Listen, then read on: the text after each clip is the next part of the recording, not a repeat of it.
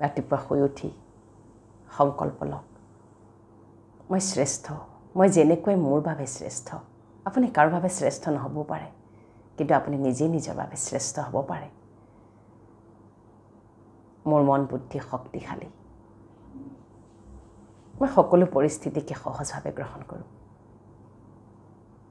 মূৰত এনেকৈ হাত থৈ সদায় নিজকে এনেকৈ টেপিং কৰিব, সদায় এনেকৈ কৰিব। টেপ কৰিলে কি হয়, নিজে নিজক সান্তনা দিয়ে, মই শ্ৰেষ্ঠ, মই শক্তিশালী, মই গুণী জ্ঞানী সৰ্বগুণ সম্পূৰ্ণ, মই মোৰ বাবে শ্ৰেষ্ঠ। কাৰোবাৰ কাৰণে হ'ব পাৰোঁ নোৱাৰোঁ সেইটো মোৰ কাৰণে মেটাৰ নহয়।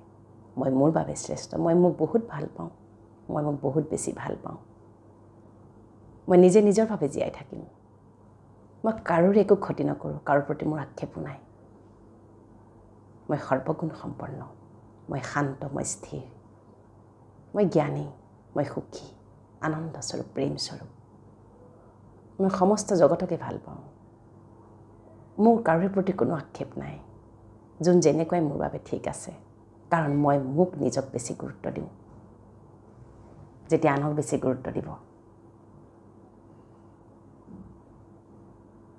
নিজৰ গুৰুত্ব নোহোৱা হ'বলৈ আৰম্ভ কৰিব। সেইকাৰণে আজি সংসাৰত কিয় ইমান তুমুল যুদ্ধ আৰম্ভ হৈছে।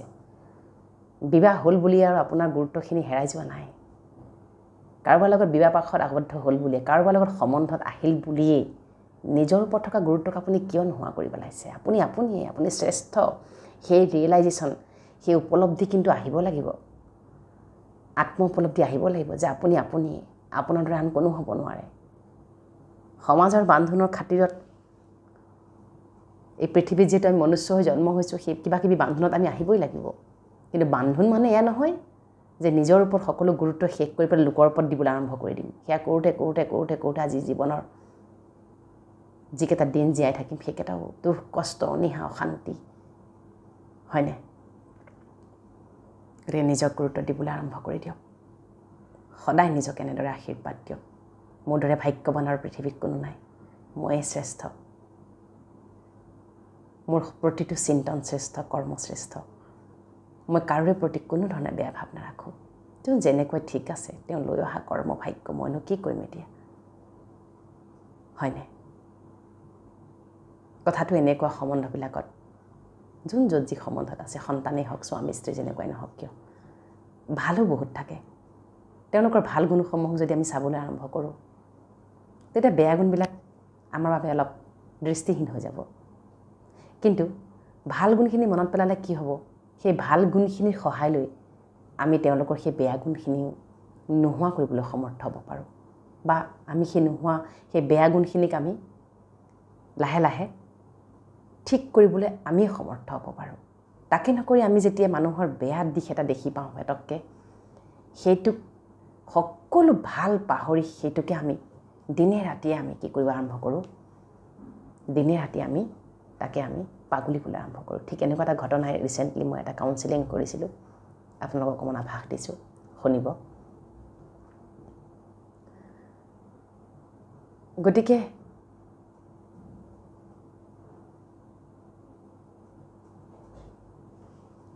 উদ্ধাৰ পাবলৈ আপুনি এটা কাম কৰিব লাগিব।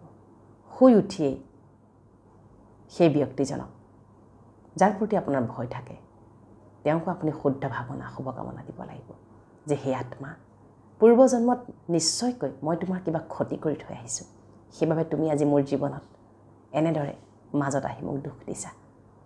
আজি মই পৰম পিতা পৰমাত্মাক সাক্ষী মানি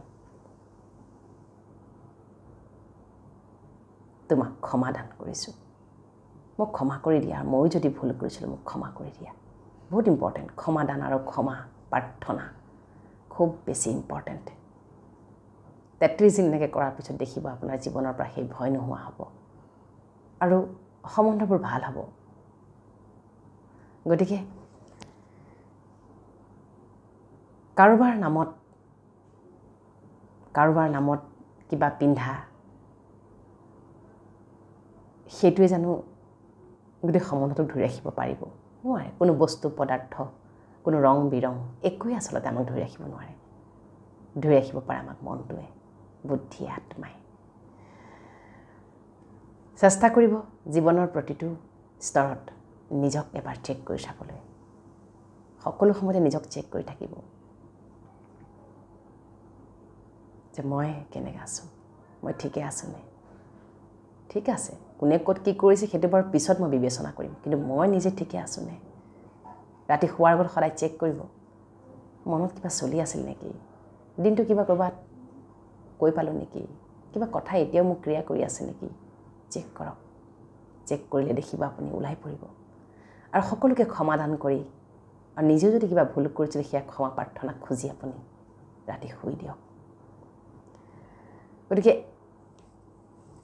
এটা কথা আপুনি জানি লওক, এই জীৱনটো আপুনি অকলশৰীয়া হৈ আহিছে, অকলশৰে যাব লাগিব। আপোনাৰ এই যাত্ৰাত কোনো আপোনাৰ 100% সহযোগী হ'বই নোৱাৰে, আপুনিও কাৰো হ'ব নোৱাৰে। সেইবাবে এক্সপেক্টেশ্যন, আশা, আনৰ ওপৰত যি আশা পাতি আমি বহি থাকোঁ সেয়া বন্ধ কৰি দিয়ক।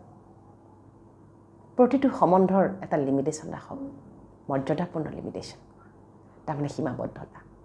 যিখিনি কৰিব লাগে সেইখিনি কৰক, অযথা যিখিনি কৰিব নলগীয়া সেইখিনি নকৰিব। কাৰণ একো সলনি হৈ নাযায়। আৰু আপোনাৰ আৰু এটা মনোভাৱ চেঞ্জ কৰিব। বহুতে মোক কাউন্সেলিং কৰিলে কয় যে মোৰ বেয়া দিনত বহুতে সহায় নকৰিলে, মোৰ বেয়া দিনত খবৰ নল'লে বা অমুক তমুক, তেওঁ মোক ভাল নাপায়। চাওক, আপোনাৰ কি দিন পৰিছে, কি দিন নাই পৰা সেয়া আপোনাৰ কৰ্মৰ ভাগ্য। কোনোবাই খবৰ ল'লে বুলি জানো আপোনাৰ সেই দিনবিলাক ভাল হৈ যাব? হ'বই নোৱাৰে। আমিতো আধ্যাত্মত কওঁ নিজৰ বেয়া দিনখিনি বেছি ক'বহে নাপায়, নক'বই। যদি সেইটো সময়ত কোনোবাই ফোন আহে, কেনে আছ, এই বঢ়িয়া, ভাল, সকলো ভাল, তাৰমানে আপুনি যি ক'লে আপোনাৰ বাবে সেয়াই হৈ গ'ল। মনত ৰাখিব, আমি যি কওঁ সেয়া আমি হওঁ। পৰমাত্মাই কয় যাতে অবাবত অযথা এটা শব্দ তোমাৰ মুখৰ পৰা নিৰ্গত নহয়, কাৰণ সি তোমাৰ ভাগ্য ৰচিব।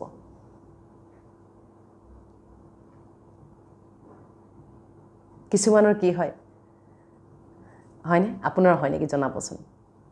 ছাপ'জ আপোনাৰ বিভিন্ন আমাৰ চ'ৰ্চ অফ খং, চ'ৰ্চ অফ ইৰিটেশ্যন, চ'ৰ্চ অফ আমাৰ এংজাইটি বহুত বেলেগ বেলেগ ধৰণৰ। কিছুমানৰ কি হয়, টিঙচকৈ খংটো উঠে।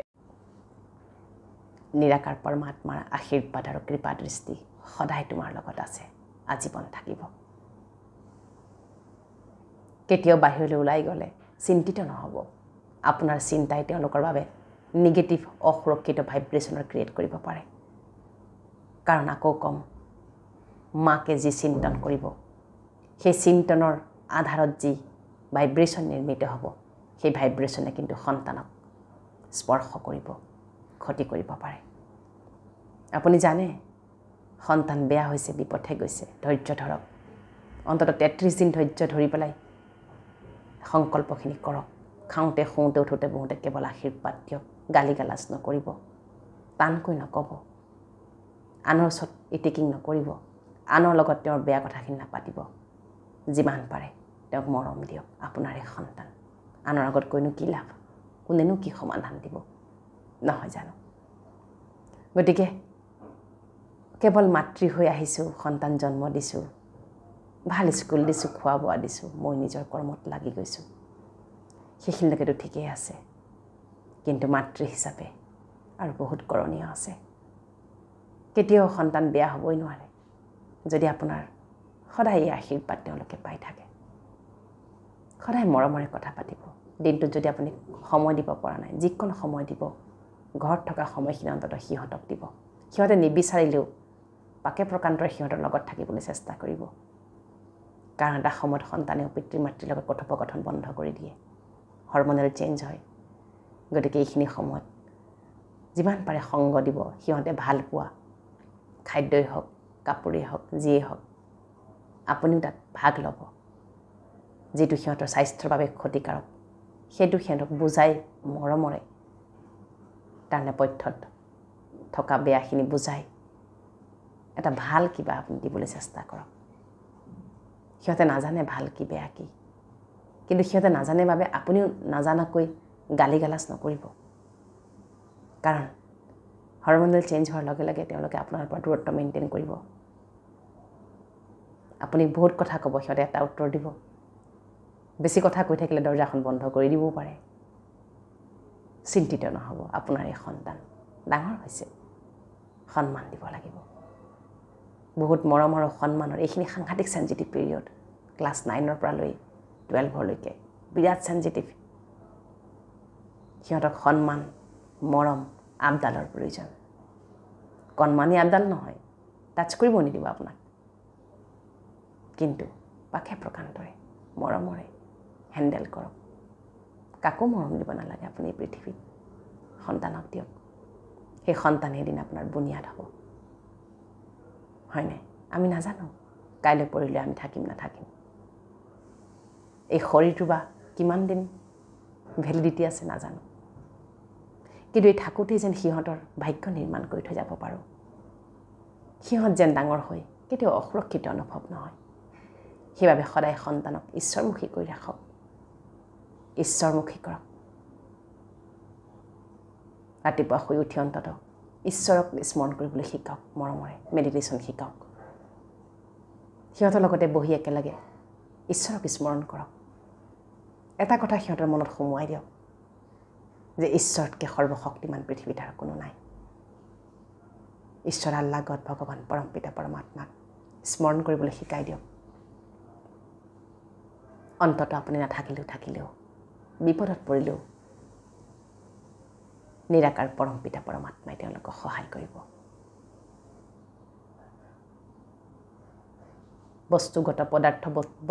পদাৰ্থগত বস্তু দি সিহঁতক আপুনি সন্তুষ্ট কৰিব নোৱাৰে এদিন হ'ব পিছৰ দিনাখন আকৌ লগা হ'ব কিন্তু আপোনাৰ মৰমৰ কথোপকথন মৰমেৰে কৰা আপডাল প্ৰতিপালন সিহঁতৰ কথা প্ৰতিটো কথা শুনি পেলাই তাৰ ওপৰত লোৱা সিদ্ধান্তই আপোনাৰ তেওঁলোকৰ মাজত এডাল সুন্দৰ এনাজৰীৰ সৃষ্টি কৰিব যিডাল কেতিয়াও নাভাঙে অন্ততঃ আপুনি বুঢ়া বয়সত কেতিয়াও অসুৰক্ষিত হ'ব নালাগে সন্তান থকা সত্ত্বেও বোলে ৰাস্তাই ঘাটে ঘূৰি ফুৰিছে আজিকালি বহুত দেখিছোঁ বহু ঘটনা ঘটি আছে সমাজত সন্তানক বহুত ভাল মানুহ কৰিলে ইনফৰমেশ্যন দিয়ালোঁ ডাঙৰ ডাঙৰ ডিগ্ৰী ডিপ্ল'মা দিয়ালোঁ সেইটো দৰকাৰ সদায় মনত ৰাখিব টকা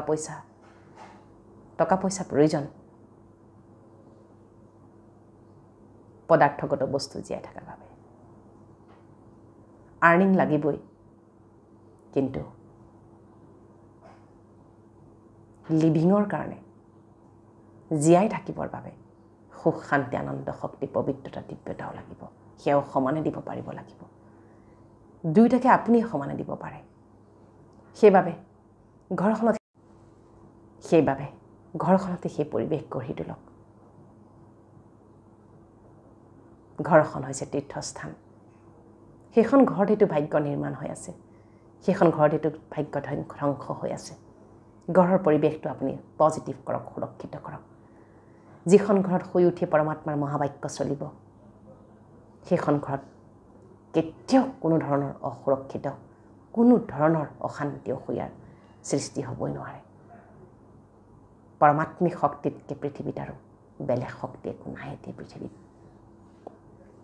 গতিকে মেডিটেশ্যন কৰক মেডিটেশ্যনৰ ক্লিপ মই ৰিচেণ্টলি এটা আপলোড কৰিছোঁ মেডিটেশ্যন পূৰ্ণাংগ মেডিটেশ্যন কৰক ফ'ল' কৰক শিকক জানক যদি কিবা বিশেষ প্ৰয়োজন আছে বুলি ভাবে মোৰ লগত আপুনি ব্যক্তিগতভাৱে কাউন্সেলিং কৰিব পাৰে তাৰ বাবে আপুনি ইনবক্সত লিখিব আৰু যেনেকৈ সমস্যা তেনেকৈ সমাধান যিখন পুথি মই ইতিমধ্যে আপোনালোকৰ বাবে প্ৰকাশ কৰি উলিয়াইছোঁ সেইখন আপুনি লৈ ল'ব পাৰিব সেইখন গাইডবুক হিচাপে আপুনি ব্যৱহাৰ কৰিব পাৰিব তাতে বিভিন্ন সংকল্পৰ কথা লিখা আছে কেনেকৈ কৰিব লাগে কোন সময়ত কৰিব লাগে কি কৰিব লাগে গতিকে একো টান নহয় জীৱনটোক টান বুলি নাভাবিব বহুত সহজ একেবাৰে সহজ সকলো কথাক আপুনি প্ৰতিটো কথাকে আপুনি ওজন দি নিদিব কথাৰো ওজন আছে লোকৰ কথাক কেতিয়াও ওজন দি পেলাই নিজৰ মস্তিষ্কত সোমোৱাই নল'ব ভেৰি ইম্পৰ্টেণ্ট আনৰ কথাক ওজন দি